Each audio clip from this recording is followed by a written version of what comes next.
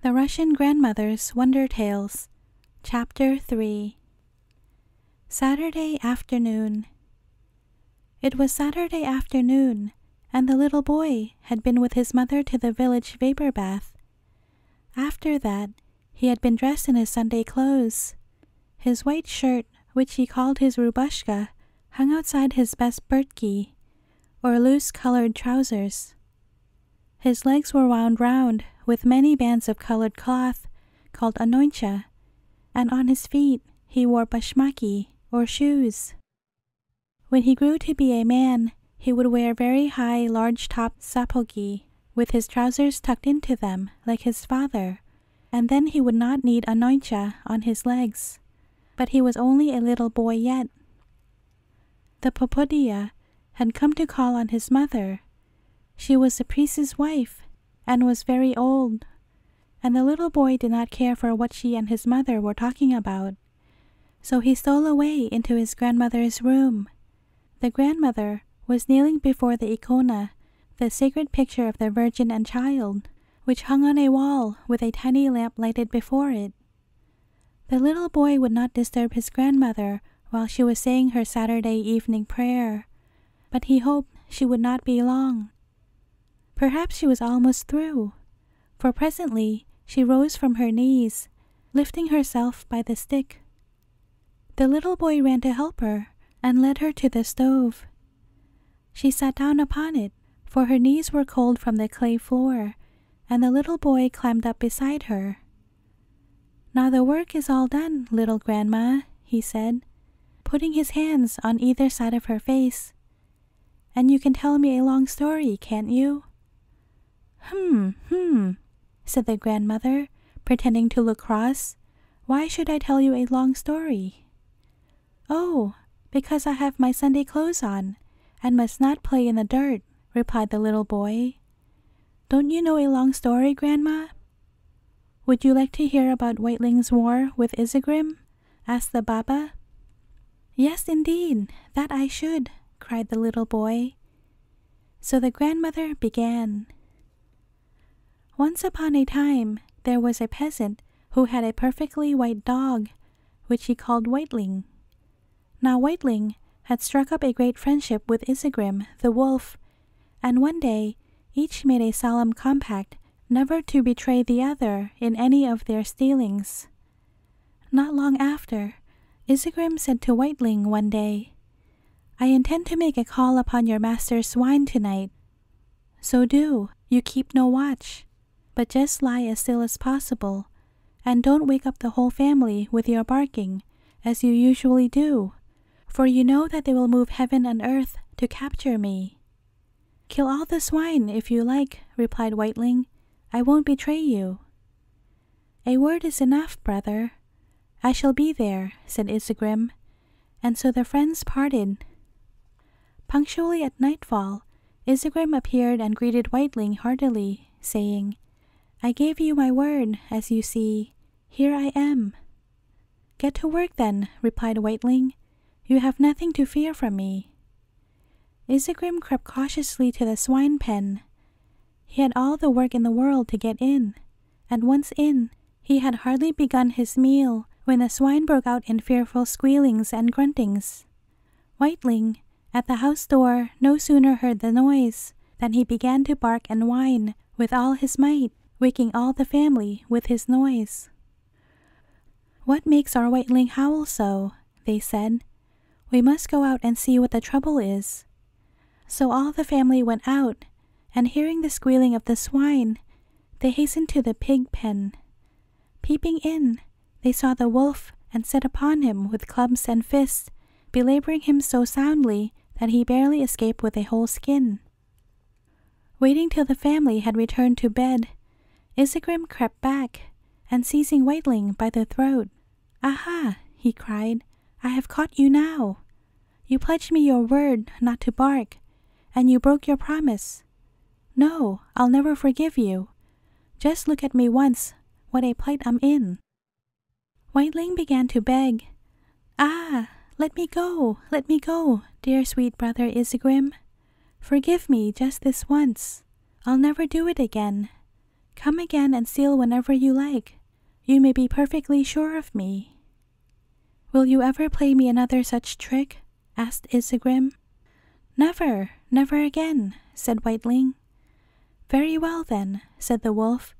"You may go free this once, but next time, remember, hold your tongue."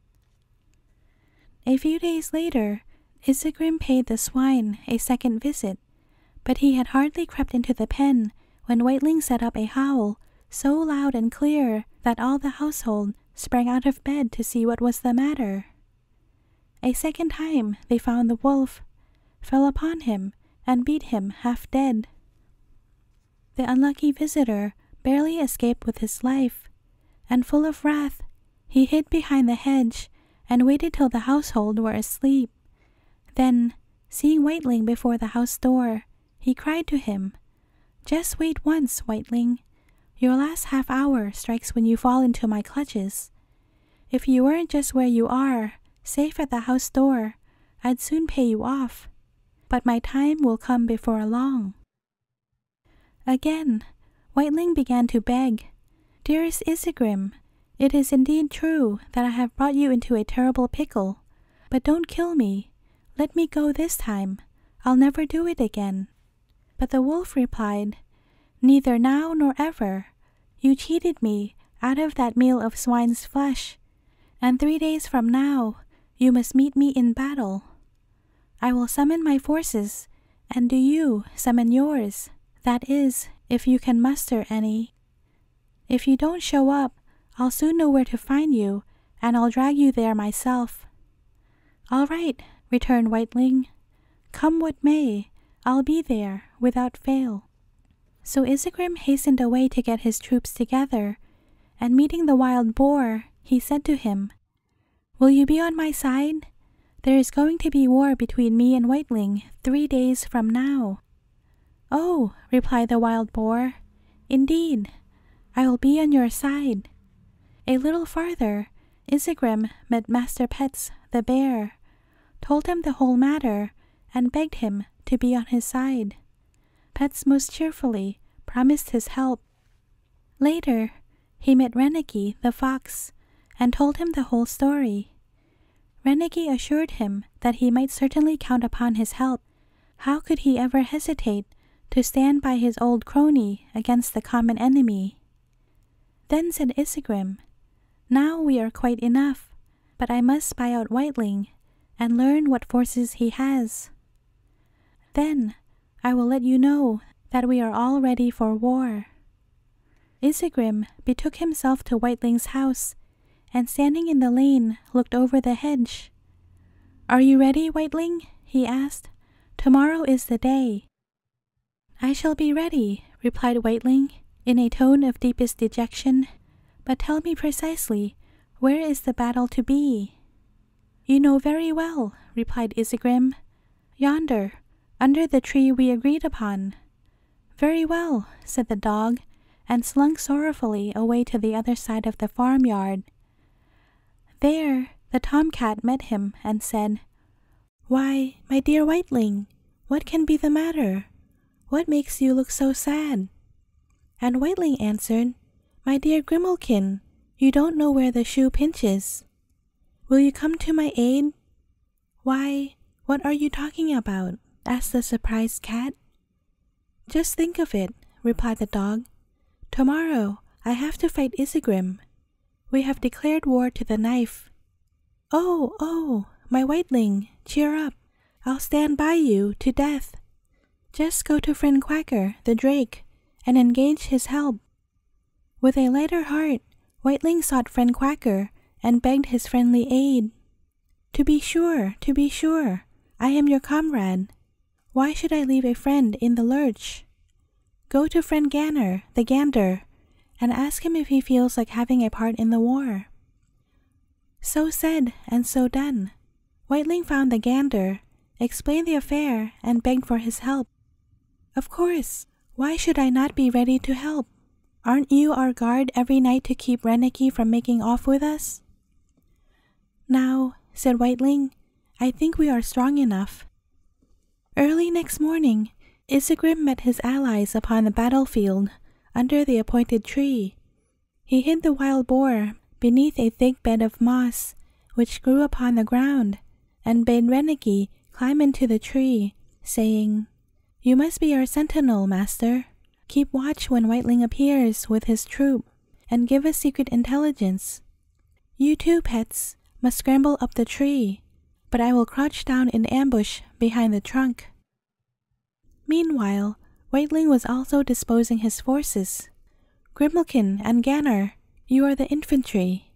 I see that your weapon is ready, Grimalkin." For Grimalkin held his tail upright by way of musket. "And you, Ganner, must hiss your very best.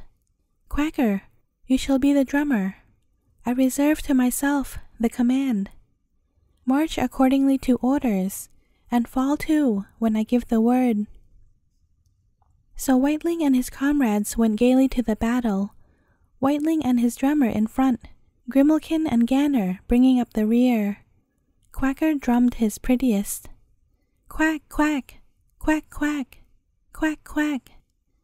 The gander hissed, and the tomcat strutted along in dignified silence, carrying his tail straight upright like a musket. When Reneki perceived the approaching company, he cried to Isegrim, "Cousin, cousin, here comes 2 soldiers with a drummer and a captain."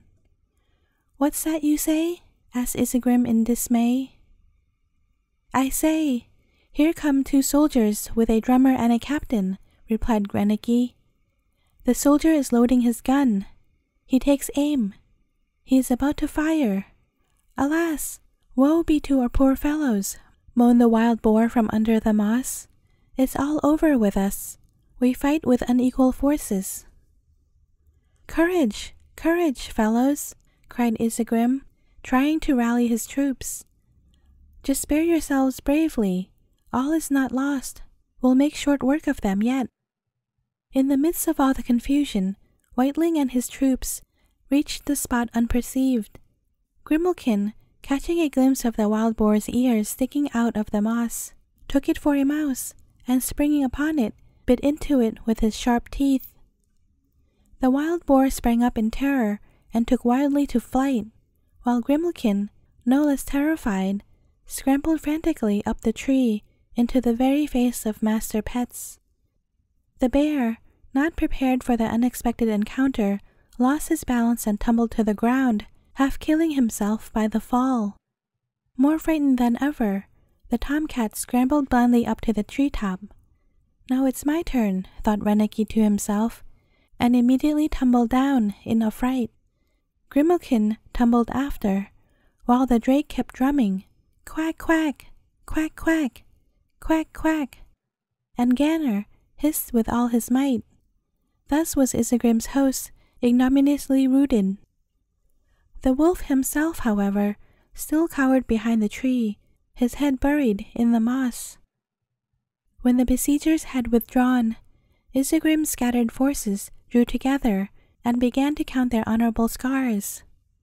Said Master Pets, "More dead than alive from my heavy fall. I barely managed to make my escape." "A piece of my ear is gone," said the boar. "He cut it off with his sword." "Let us be thankful, fellows," concluded Reneki, "that we are no worse off, for if they had been able to fire off one more cannon, we should have been hopelessly lost." "I wish I knew that dog," said the little boy. "I think he is wiser than our watch." "The beasts were wiser those days," replied the grandmother. "That was my great-great-grandmother's time." End of Chapter 3. Please go to the next video for Chapter 4.